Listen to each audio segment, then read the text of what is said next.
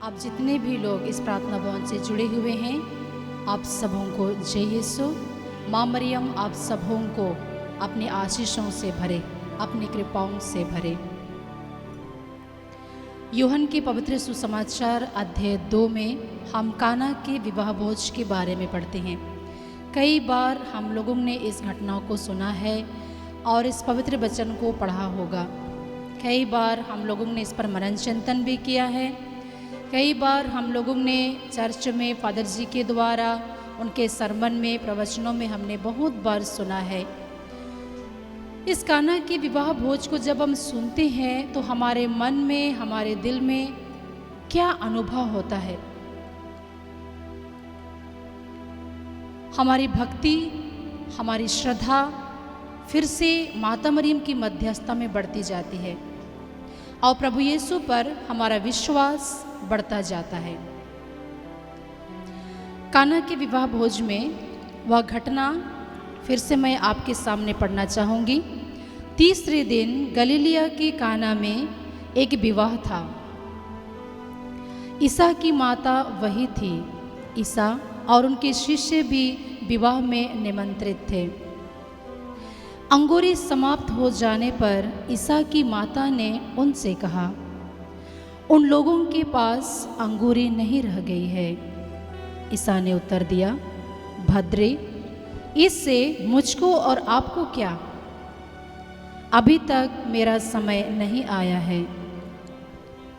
उनकी माता ने सेवकों से कहा, वे तुम लोगों से जो कुछ कहे वही करना।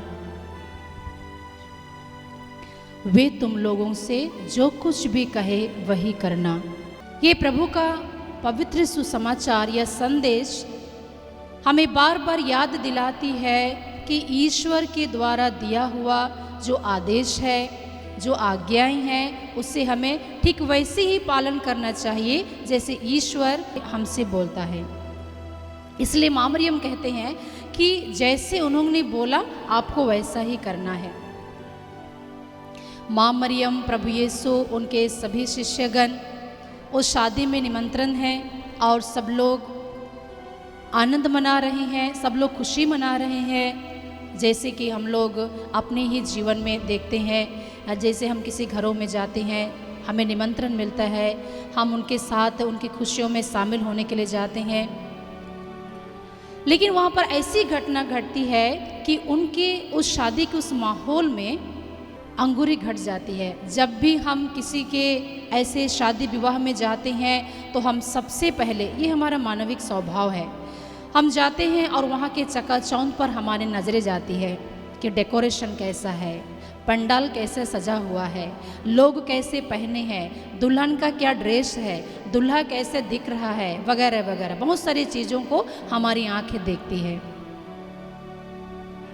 संभवतः वहाँ में जितने भी लोग थे, हो सकता है ये घटनाएं शायद घट रही थी। सब लोग वहाँ के चकाचौंध को मस्ती में और आनंद मनाते हुए और एक दूसरे से बातें करते हुए समय व्यक्त कर रहे थे होंगे।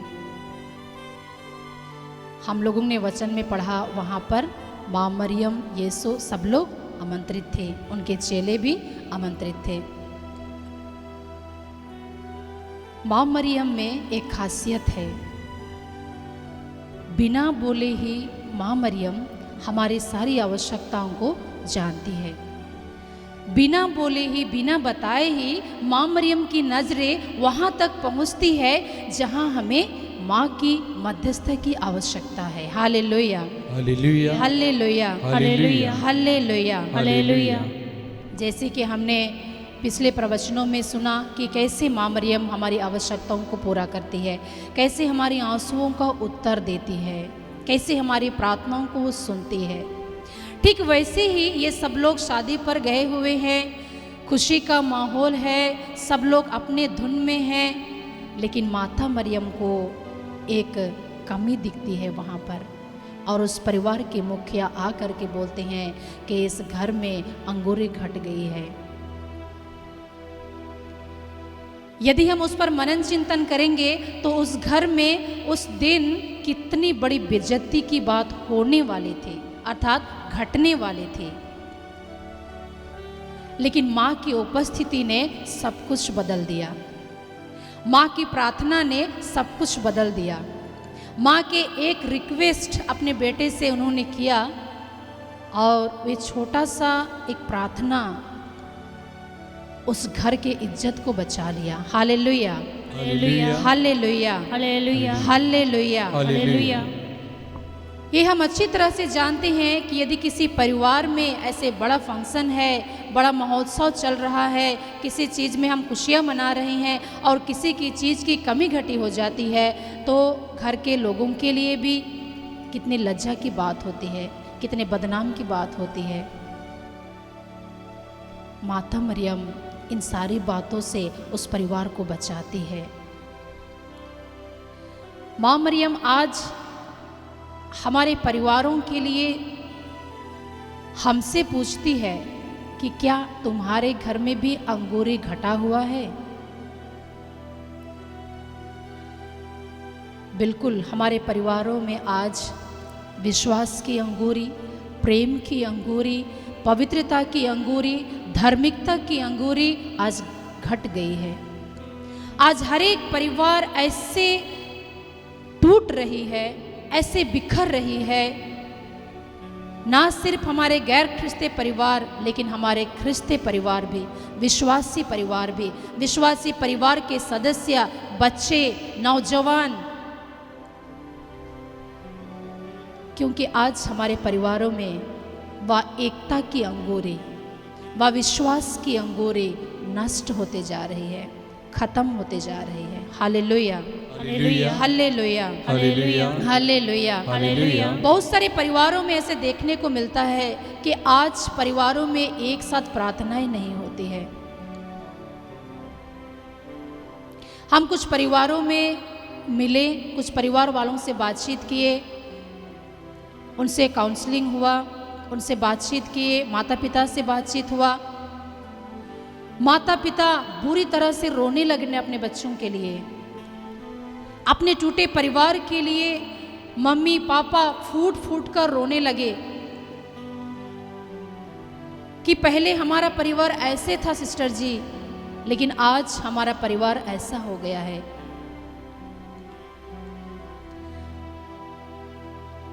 हमारे बच्चे पहले प्रार्थना में बैठते थे, लेकिन आज हमारे बच्चे प्रार्थना में नहीं बैठते हैं। जब वे बचपन छोटे थे तो वे चर्च जाते थे, लेकिन आज उन्हें चर्च जाने में लज्जा आती है।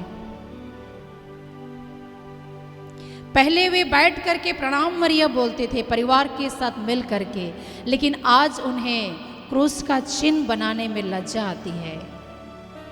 हमारे परिवार की हालत ऐसी है, धार्मिकता की अंगूरी घट गई है, विश्वास की अंगूरी घट गई है।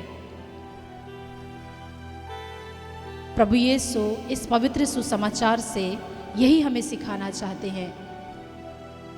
हर एक परिवार में मुझे और आपको माता मरियम को आमंत्रित करना है, ताकि माँ की शक्तिशाली मध्यस्थता के द्वारा मेरा परिवार, आपका परिवार बच जाए।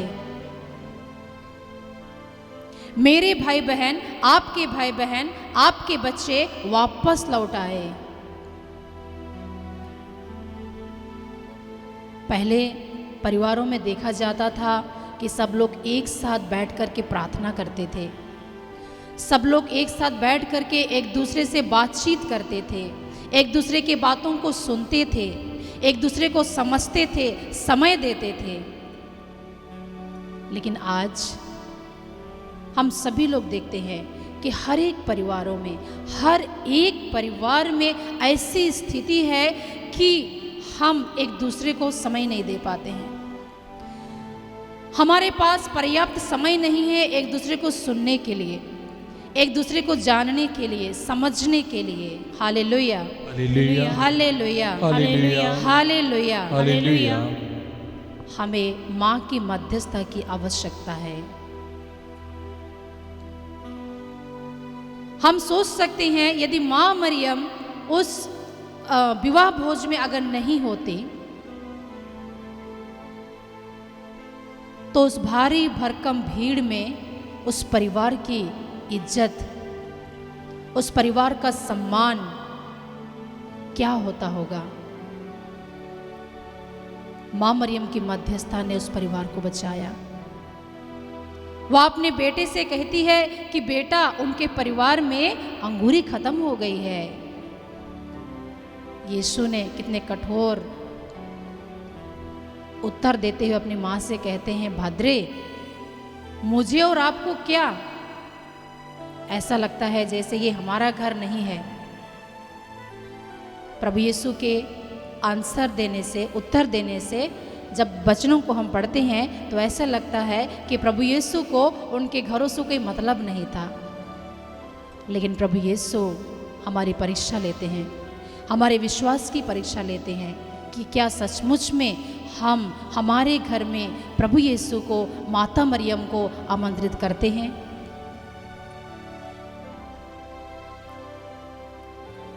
प्रभु यीशु हमारे जीवन में, हमारे परिवार में अनगिनत आशीषों की वर्षा करने के लिए तैयार हैं।